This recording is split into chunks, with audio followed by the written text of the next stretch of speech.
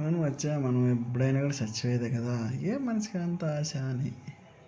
ఆశే మనిషిని బతికిస్తుంది. ఎట్లా పోయేది తప్పదు కదా, అట్లా పోయే తప్పదని మనము ఆశ పెట్టుకోకపోతే ఎట్లా?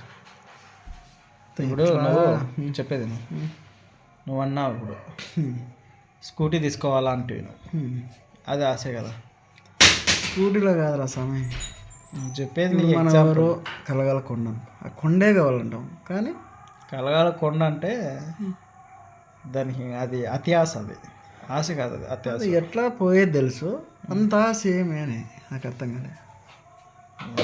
అది మానవ సహజం, అది ఏందో జీవితం అంతే. నాకైతే ఆశ అంటే నాకు తెలిసి ఆశ జీవితం అంటేనే ఆశ. అతి ఆశ పడితే అది నాకైతే దురాశ అయిపోతుంది. ఆశ అనేది ఏం లేదు మచ్చా. లైఫ్లో ఫ్యామిలీ బాగుండాలి, అందరూ బాగుండాలి, అంతే. ఇంకా అట్టనే ఉండాలి.